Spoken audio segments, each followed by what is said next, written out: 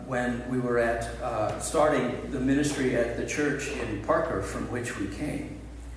I was rummaging around the office one day, and there was a big file cabinet, with doors, not the pull-out drawers, but doors that you put stuff in. And way up on top, I found a book, like a photographic memory type of book, those big ones that open like that. It's the universal language for a photo book. And on the front of it was engraved the words "Book of Life." And so I opened it up, and there were probably 100 names. And I didn't know these names, except the more recent ones, and I recognized that these were high school students that had gone through our church the 10 or 12 years prior to our even getting there.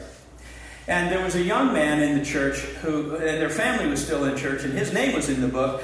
By now, though, he wasn't a high school student any longer. He was in college. And so when he was home one summer, I asked him if he wouldn't mind checking for me to find out how many of those names of students, all these years onward, were now still in church somewhere, anywhere. And he went to work on it. It took him a long time. I didn't hear from him, and I didn't want to badger him because, he's a college student. He's got debts and all that. But he finally came back to me before he went to school, and he said, the news isn't good. I couldn't get a hold of a lot of them, but the ones I could get a hold of them, none of them are going to church anywhere. None of them. And that was my first introduction to a series of events that brought me to this concern. A number of parents in the church, about the same time, these I'll call them coincidences, but you know better, right? They're God incidences, kind of clustered together. And I had parents coming to me and very sadly saying their children are no longer walking with the Lord. The kids that are growing up out of high school and going on. And they invariably, they would say this: we brought them to church. Whenever the doors were open, they were there. We brought them to Sunday school. They prayed the sinner's prayer. They were baptized. I don't know what happened. Typical story over and over and over again. And then I started digging for information. And I found some research in 3 different places. These names may be familiar to you. George Barnett, George Gallup, probably. But Christian Smith may not be. Christian Smith is a Christian sociologist. Wrote a book called Souls in Transition. And what I found out was that at that point, and this is probably about 8 or 10 years ago, 6 out of 10 high school students don't go on to go to church after they leave home. 6 out of 10. Now, in my generation, a lot of us came back because we had kids, and our motivation was our kids need religion. They need something. So we're going to go back to church and we're going to take them. But what I found out, which was very sad, was that of those 6 that didn't return to church, their parents weren't going anywhere either once the kids left home. So something's going on here. Something that obviously is not what people want. And I wondered about the causes. There has to be a cause. There has to be a spiritual root here, not just a sociological root, not just a numbers thing. What is going on?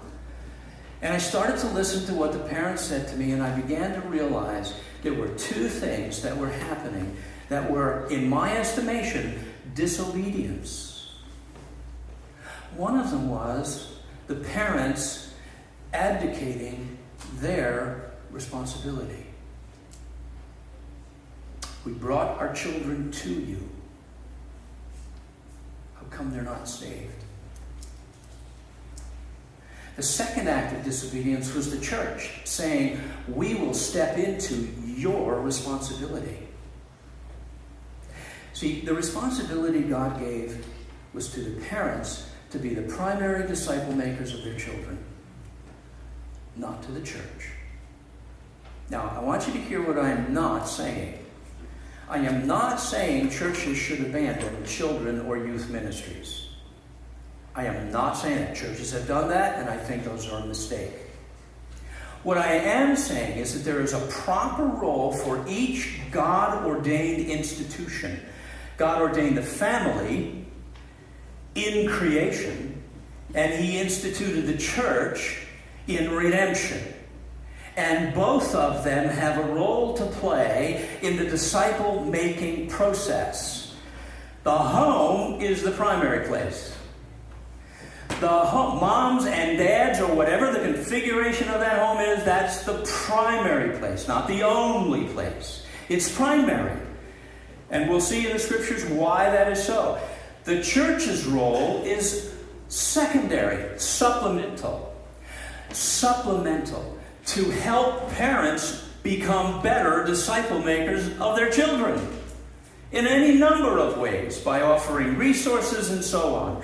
So what I am saying is that parents have a role. Parents take up their God-ordained privilege as the primary faith trainers of their children, and they lean on the church for supplemental resources. Here's, one of the problems that many parents said is, listen, if you have to go to school to get a master's degree to be a children's minister or a pastor, then you must obviously have something I don't have, and since I don't have it, I will outsource my child to you. Well, seriously, getting a master's degree is not rocket science. I did it.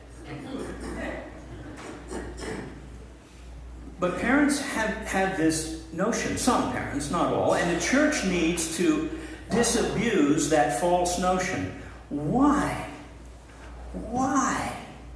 would a parent or a grandparent want to outsource the destiny, the eternal destiny of their child or their children to other people? Why? Fine, teach my kid to play the guitar, but I am not going to outsource my child's destiny to somebody else. They may not do a very good job of it. And the only requirement for me to pick up my responsibility is that I have a child. That's it. If you have a child, you're responsible. That's all you need to know. Because believe me, when I was holding my 1-week-old daughter in my hands, even though I had not yet been to seminary, I'd heard a bunch of sermons and I knew a whole lot more about the Bible than she did. I guarantee it. Each institution has its proper place because they were born in creation and redemption, and they cannot be usurped or outsourced. So what do we need? What do we need to create a Christ-exalting, gospel-driven home as the primary setting for disciple-making activity? I think we need to be persuaded of 3 convictions. Here is the first one. God created families as the center for disciple-making. Say that with me. God created families as centers for making disciples. The church has always seemed to me, throughout history, organized itself into small groups. I mean, you see this in almost every aspect of church history, right from the beginning of the book of Acts.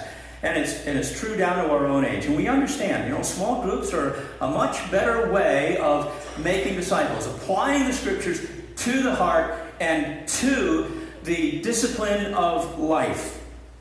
God's first small group was the family unit. So small groups are God's idea. God's idea. And you know why that's... You know what happens in small groups? If they're really functioning well and they are healthy and not dysfunctional, in a small group, believers ask one another, so how's it going with that besetting sin of yours? Not in a smug way, but like, I want to help you to overcome this thing. So let's talk about it. Let's be open about it. Let's tell me when you fail. Tell me how you fail. I'll do whatever I can to help you. Let's do this together. Let's grow together. Hebrews 3:13, helping one another to grow in Christ. That's supposed to happen in the family. I mean, don't we know our families are full of sin? Don't we know that? Smile at me if you believe that. Boy, if you could just hear the things that my wife and kids would have to say about me. Yeah, the family is full of sin. But guess what else happens in the family? Grace. Freedom in grace. Forgiveness. Forgiveness. To carry on and to continue loving one another and without throwing somebody overboard. That happens in the family. I want you to turn to Genesis chapter 18. I want you to read an aspect of Abraham's calling that I did not see until this moment I was talking about earlier. Central to Abraham's calling